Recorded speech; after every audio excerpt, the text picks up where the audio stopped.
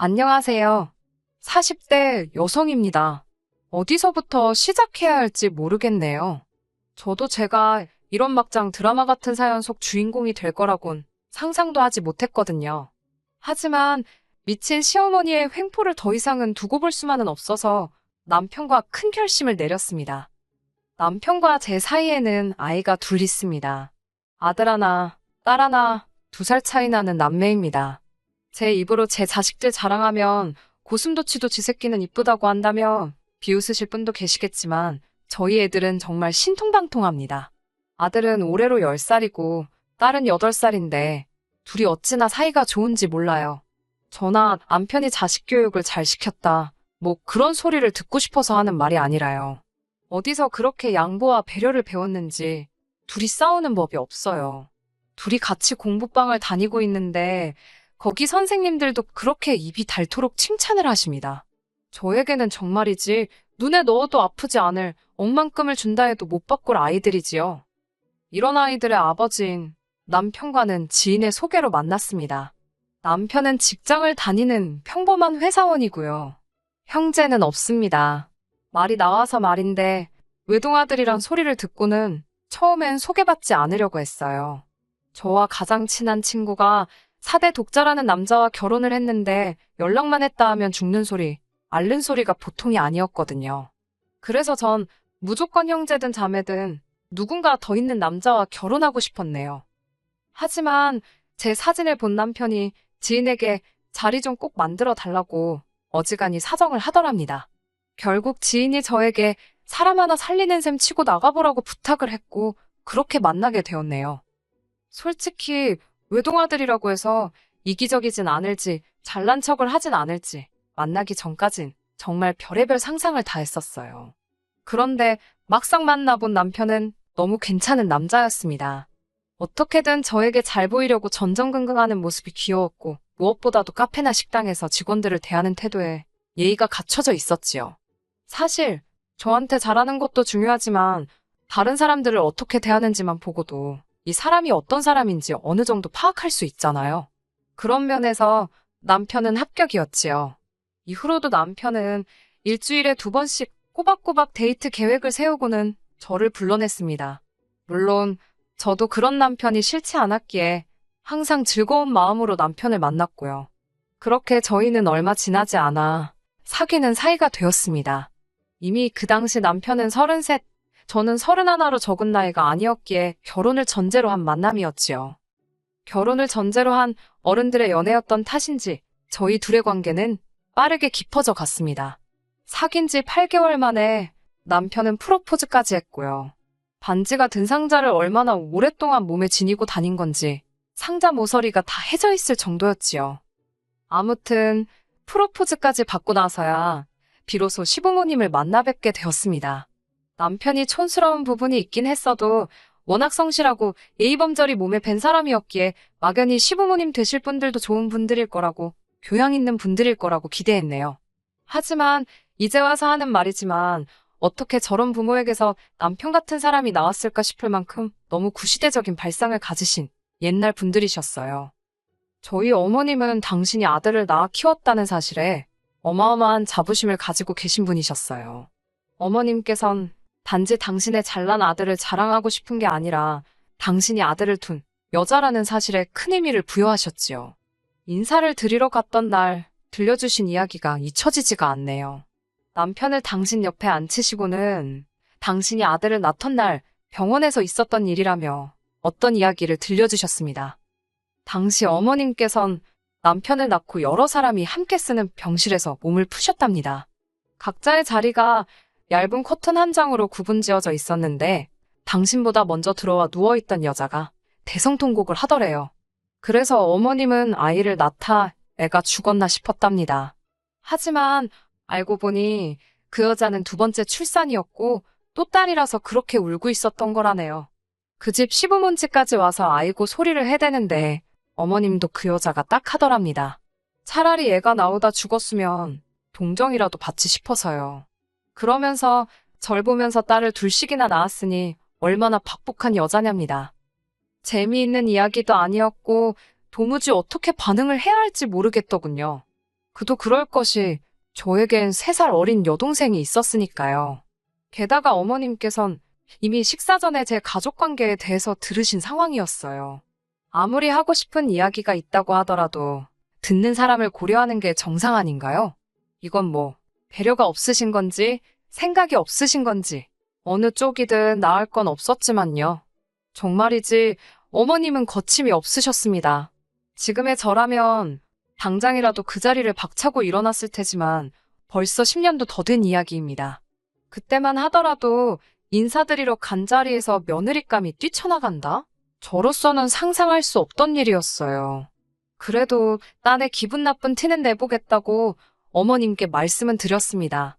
지금 하시는 이야기 다른 곳엔 가서 하지 마시라고요. 아마 듣는 사람들 전부 속으로는 어머님이 이상한 사람이라고 욕할 거라 했지요.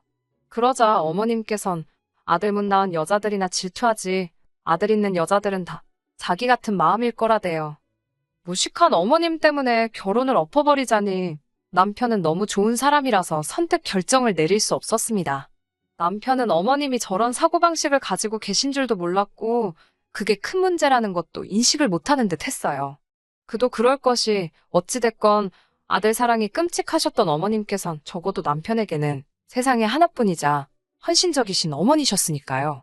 제가 확실히 결정을 내리지 못하자 남편은 살면서 시부모님을 모시고 살 일도 없을 거고 자기가 저 힘들지 않게 중간에서 처신을 똑바로 할 거라며 자기만 믿고 결혼해달라고 저에게 매달렸습니다.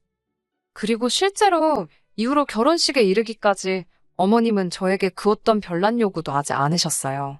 심지어 남편이 시골리기 전까진 아직 저는 며느리 아니라며 연락처도 알려하지 마시라 했다더군요.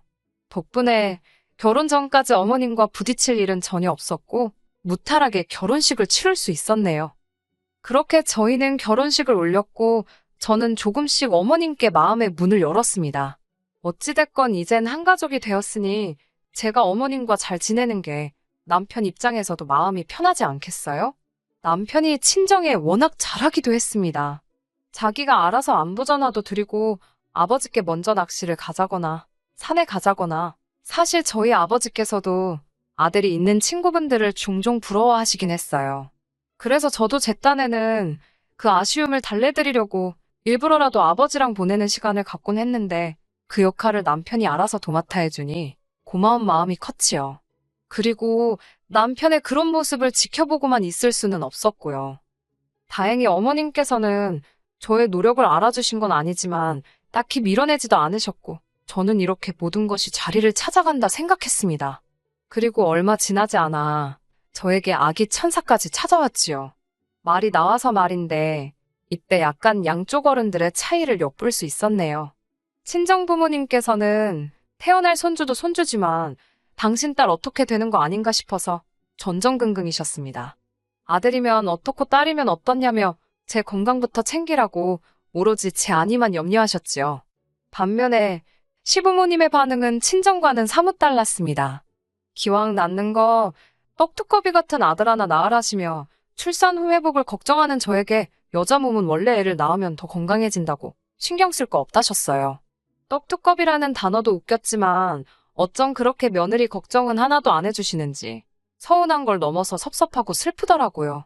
남편은 속으로는 걱정하고 계시는데 표현이 서투르셔서 그런 거라며 마음 쓰지 말라고 절 달랬지만 임신했을 때는 원래 별거 아닌 거에도 예민해지고 서운하잖아요. 그래서인지 지금도 머릿속에 그때 그 모습이 한편의 영화처럼 생생하게 떠오르네요. 아무튼 어머님의 간절한 기도 덕분인지 전 정말로 떡두꺼비 같은 아들을 낳았습니다. 어머님께선 저에게 정말 잘했다며 큰일 했다고 명품백을 선물로 사주셨어요. 어머님께 처음으로 인정을 받은 것 같아 기쁘기도 했고 동시에 큰 효도를 한 기분이었네요. 이후로 한동안 행복한 날들이 이어졌습니다. 남편도 같이 육아에 힘써준 덕분에 남들이 말하는 독박 육아의 서름 같은 것도 별로 느끼지 못했어요. 친구들이 저에게 전생에 나라를 구했냐며 복도 많다며 부러워하는 눈치였는데 부러움의 대상이 된다는 거 싫지만은 않더라고요. 하지만 솔직히 어머님께서 저희 아들을 지나치게 물고 빨고 하셨던 탓에 버거운 순간들도 있었습니다. 예뻐서 보고 싶으셔서 그러시는 건 알고 있었지만 연락도 없이 집에 찾아오시는 건 물론이고 낮밤 가릴 것 없이 영상통화를 걸어오셨거든요. 심지어 한 번은 지금도 그때를 생각하면 가슴이 철렁하네요. 제가 둘째를 가졌을 때입니다. 남편이 집에서 아이를 봐주고 저 혼자 병원에 다녀오려던 상황이었는데 남편 회사에 일이 생겨서 일정이 꼬여버렸지요. 남편은 어머님께 혹시 와서 첫째를 잠깐만 봐주실 수 있겠냐 물었고 어머님이 알겠다고 하셨던 모양이에요. 그렇게 어머님께 첫째를 맡기고 병원에 다녀왔습니다. 배뭉침이 심상치 않아서 걱정스러운 마음에 동네에서 원래 다니던 병원이 아닌 큰 병원으로 갔던 게 화근이었을까요? 집에 돌아왔는데 어머님도 아들도 보이지가 않았습니다. 바로 어머님께 전화를 걸었지만 몇 번을 걸어도 받지 않으셨어요. 아버님께도 전화를 걸었지만 당신은 받기라 아무것도 모른다 하셨고요. 순식간에 저희뿐만 아니라 친정에서도 난리가 났습니다. 나이 드신 어머님과 이제 두 돌도 안 된 아들이 없어졌으니 어느 누가 제정신일 수 있겠어요? 하지만 이 소동은 4시간 만에 끝이 났습니다. 어머님께서 손자가 너무 예뻐서 자랑하고 싶으신 마음에 데리고 가셨답니다. 택시 타고 당신 사시는 동네로요. 그리고는 평소 당신이 다니시던 문화센터며 이웃집에 속된 말로 순회 공연을 다니셨더군요. 어떻게 두 돌도 안 된 그 어린애를 데리고 그러실 수가 있는지 이해를 할 수가 없었어요. 너무 화가 나고 미쳐버릴 것만 같았습니다. 뱃속의 둘째에게 얼마나 큰 스트레스가 전해질지 안 봐도 뻔했지요. 저는 울고불고 남편에게 2번 다시 어머님께 애 안 맡긴다고 악을 썼습니다. 친정 부모님께서도 사돈이 너무 하셨다며 한마디 하시더라고요. 그러자 어머님께선 할머니가 손자 이뻐하는 게 이렇게 욕먹을 일이냐며 억울하다 하셨습니다. 그래도 현장에 와 있던 경찰까지 다른 게 유괴가 아니고 이것도 유괴라고 2번 다시는 이러지 마시라고 어머님께 한마디 하니까 좀 잠잠해졌지만요. 이후로 한동안 어머님과 부딪히는 일 없이 지냈습니다. 정확히 말하자면 왕래를 최소화했기 때문에 부딪힐 기회가 거의 없었다고 하는 게 정확하겠네요. 명절이나 어버이날처럼 특정한 때에만 반드시 남편과 함께 찾아뵈었습니다. 제사라던가 생신이라던가 어쩔 수 없이 며느리 도리를 해야 할 때를 제외하곤 발길을 끈다시피 했지요. 어머님께서 아들을 보고 싶어 하실 때면 주말에 남편이 데리고 가는 시기였습니다. 사실 어머님께서도 손자만 보여주면 며느리 너까짓 건 어째도 좋다는 시기셨고 저도 남편과 어머님 사이를 아예 끊어놓겠다는 심정은 아니었기 때문에 이렇게 지내는 데 있어 별다른 문제는 없었어요. 그러다 다시 시댁에 오가게 된 건 둘째가 어느 정도 자랐을 무렵부터입니다. 둘째가 어린이집을 다니기 시작하면서 할머니 할아버지에 대해서 배웠던 모양이에요. 하루는 제게 왜 맨날 아빠는 오빠만 데리고 할머니 댁에 가냐고 자기는 언제 데려가냐고 물었습니다. 솔직히 남편에게 둘 다 맡기자니 미안하기도 하고 그래서 보통은 어머님이 좋아하시는 아들만 남편하고 보내고 있었는데 딸은 그게 서운했나 싶더라고요. 제가 너무 제 기준으로만 생각했다 싶어서 딸한테 미안했네요. 그때부터는 다시 왕래를 시작했습니다. 어머님께서는 저더러 못하러 왔냐며 핀잔을 주셨고 타박을 하시기 일쑤였지만 그래도 딸을 위해서 참았습니다. 굳이 할머니와 엄마 사이가 안 좋다는 걸 아이가 알게 할 필요는 없었으니까요. 하지만 전 결국 시댁과 연을 끊었습니다. 정확히 말하자면 어머님으로부터 제 아들과 딸을 지키고자 결심을 했지요. 사실 어머님이 첫째와 둘째를 차별하는 건 진작에 알고 있었어요. 하지만 섣불리 어머님께 따지고 들지 못했던 건 어찌됐건 첫째에게는 간이고 쓸개고 다 빼주실 만큼 정성을 다해주시는 좋은 할머니셨거든요. 둘째에게는 정말 찬바람이 느껴질 만큼 곁을 대주지 않으셨던 얼음장 같은 분이셨고요.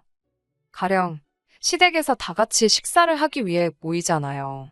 그럼 어른들이 아무 반찬이나 다 잘 먹지만 애들은 좋아하는 반찬이 몇 가지 정해져 있어요. 보통은 소세지, 계란 뭐 이런 건데 저희 애들은 개 중에서도 특히나 소세지를 좋아합니다. 집에서 소세지를 해주면 늘 똑같은 개수로 나눠주고요. 그러면 또 첫째는 자기가 나름 오빠라고 둘째한테 1개나 2개는 양보를 해요. 둘째는 둘째대로 고맙다고 오물오물 음식을 씹으며 대답을 하는데 입안에 밥풀이 다 보여도 제 눈엔 그게 그렇게 예뻤어요.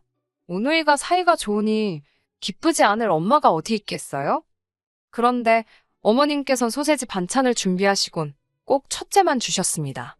당신 옆에 그릇을 놓고는 첫째가 밥 한 술 뜰 때마다 하나씩 집어주셨어요.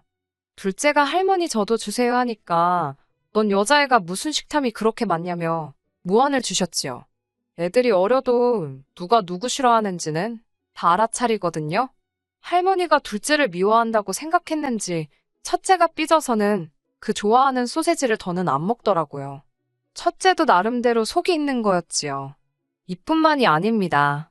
걸핏하면 말투 가지고, 앉아있는 자세 가지고, 하다못해 생리현상 가지고, 솔직히 10살도 안 된 애가 실수를 안 하는 게 이상한 거 아닌가요?